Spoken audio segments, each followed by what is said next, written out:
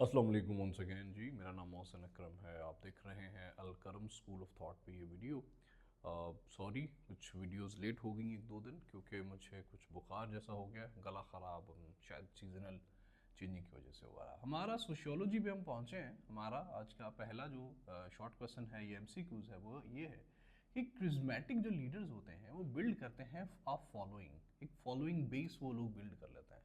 किस वजह से करते हैं, मतलब कैसे करते हैं?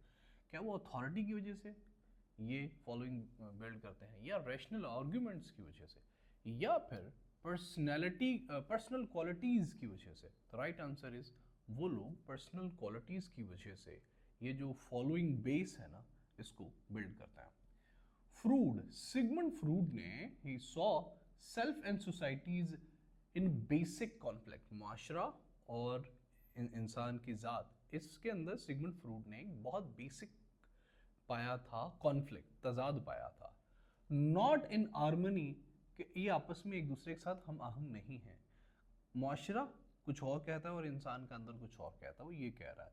और इसने इस चीज को क्या नाम दिया था?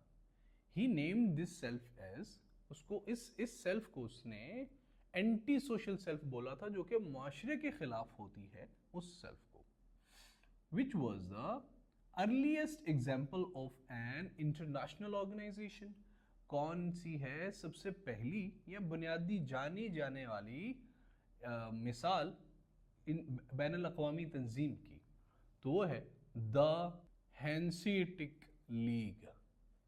अकॉर्डिंग टू मीड, मीड के मुताबिक, यहाँ पे बड़ा एम आएगा, सॉरी, मीड के मुताबिक the earliest stage of socialisation is called, जो बुनियादी स्टेज होती है सोशलाइजेशन की, उसे क्या कहते हैं? उसे प्रीपरेटरी स्टेज कहते हैं। प्रिपरेशन कहते हैं ना, इब्तदा को प्रिपरेशन कहते हैं, तैयारी को, तो प्रिपरेटरी स्टेज कहते हैं the earliest stage of socialisation, जब इंसान सोशलाइजेशन की तरफ जा रहा होता है। The earliest theoretical perspective in sociology, कौन सा है सबसे बुनियादी थ्योरेटिकल पर्सपेक्टिव सोशियोलॉजी के अंदर? तो वो है the evolutionary perspective is the earliest sociological perspective in sociology. Which of these aspects, in aspects के अंदर से कौन सा एस्पेक्ट है ऑफ ऑर्गेनाइजेशन का, इत्तेहाद का, is most associated with Michel Foucault? Michel Foucault के साथ कौन सा ऑर्गेनाइजेशन का एस्पेक्ट एट्रीब्यूट किया जाता है इन तंजीम का, इत्तेहाद का?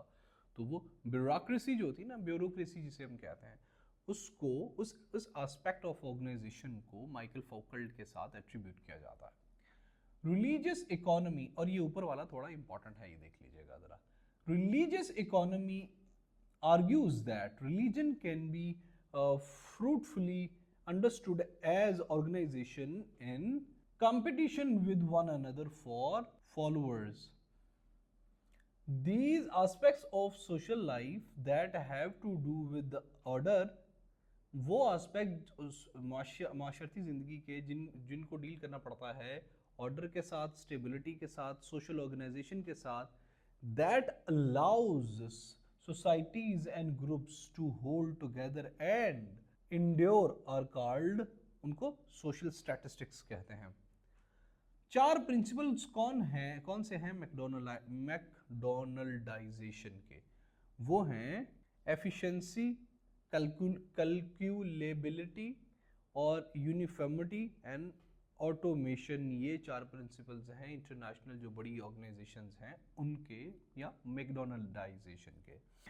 इन द लेट 18th सेंचुरी, 18वीं सदी के एंड तक, जेरेमी बेंथम, जो कि क्रिमिनोलॉजी के बहुत बड़े नाम है, ये लिम्बारोसो और बाकी लोगों को हम क्रिमिनोलॉजी के वाले अपने प्लेलिस्ट के अंदर कवर करेंगे, इन्होंने एक फलसफा दिया था, उसका नाम था पेनोप्लिकॉन। पेनोप्लिकॉन के मुताबिक किस जगह पे काम ये करता था, प्रिजन या स्कूल के अंदर? तो राइट आंसर इज प्रिजन।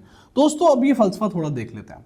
पेनोप्लिकॉन के मुताबिक जेरेमी बेंथम ने ये कहा था कि जो भी बंदा हो ना, उसको अगर जेल में डाला जाए तो सब लोगों को बैरक्स के अंदर अगर हम डालेंगे तो उनकी निगरानी सही तरीके से नहीं रहेगी। तो क्या करें, बड़ी बड़ी गोल बैरक्स बनाएं और उस बैरक के अंदर एक पुलिस वाला, कांस्टेबल या वो जो वार्डन है, उसको खड़ा करें।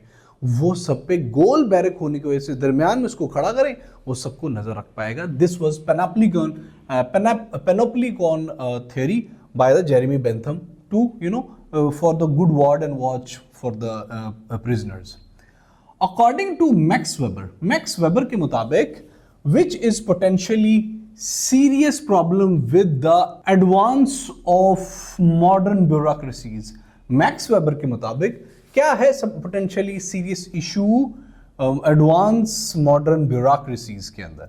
तो वो है democracy could become a shame if bureaucrats hold real powers. Max weber के मुताबिक अगर जो ब्यूरोक्रेट्स हैं इनको रियल पावर दे दी जाए, इनकी सिलेक्शन इलेक्शन अच्छे तरीके से हो, कॉम्पिटेंट लोग आगे आए, तो ये डेमोक्रेसी को बीट ओवर कर सकता है.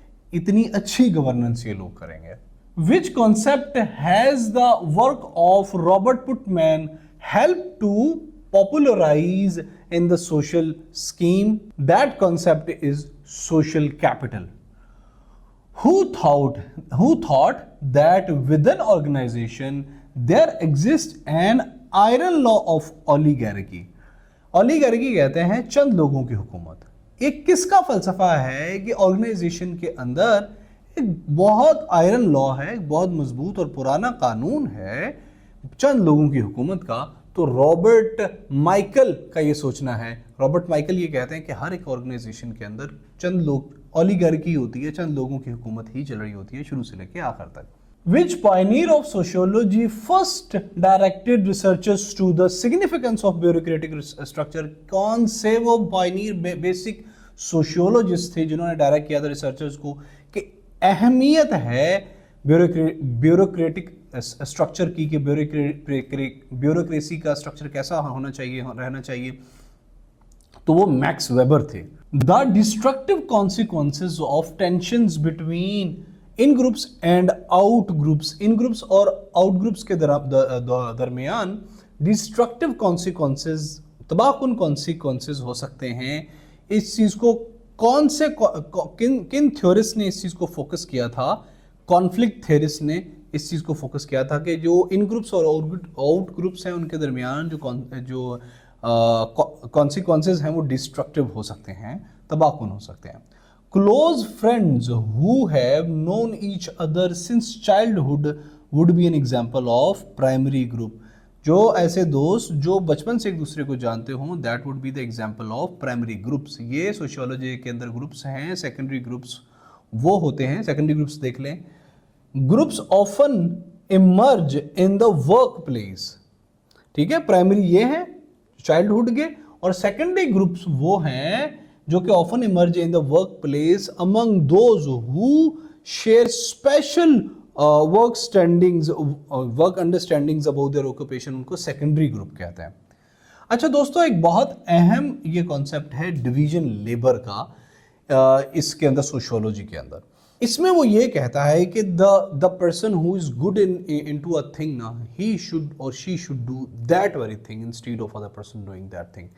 तो अब ये कहा जाता है कि भाई जो सरकार है ना, उसको जो बंदा इलेक्ट होके जा रहा है मुल्क को चलाने के लिए, उसको उसी चीज़ में एक्सपर्ट होना चाहिए, ना कि वो अभी हमारे जो थे सदर, वो थे डॉक्टर थे, अभी मौजूदा हैं वो लैंडलॉर्ड हैं. इनमें सोशियोलॉजिस्ट तो कोई नहीं है. अभी जो हमारे पीएम साहब, हम अब तक पाकिस्तान के अंदर हुकूमत करने वाला कोई भी ऐसा बंदा नहीं आया कि जो बंदा एक्सपर्ट पॉलिटिकल साइंटिस्ट हो या सोशियोलॉजिस्ट हो. ठीक है, दे आर पावर, ये कोई बहुत बड़े ताकतवर लोग होते हैं जो अपनी पावर से आ जाते हैं. तो इसीलिए तो मुल्क का ये हाल है कि हम क्लर्क भर्ती करने के लिए तो बंदे की एक्सपर्टीज चेक करते हैं, भाई इसको कंप्यूटर आता है कि नहीं आता. डॉक्टर भर्ती करने के लिए, नर्स को भर्ती करने के लिए जिसको चेक करते हैं कि उसको टीका लगाना आता है कि नहीं आता. लेकिन जिस बंदे ने डॉक्टर, क्लर्क, इन सबको भर्ती करना है, जो बंदा इन सब के ऊपर बैठाते हैं, वो एक नॉन एक्सपर्ट बंदा बैठा देते हैं, या एक ऐसा बंदा जिसकी फील्ड ही वो नहीं होती. तो जिसकी फील्ड ही वो नहीं, जिसको पता ही नहीं कुछ, वो अगर कुछ करना भी चाहेगा तो अच्छा नहीं कर पाएगा.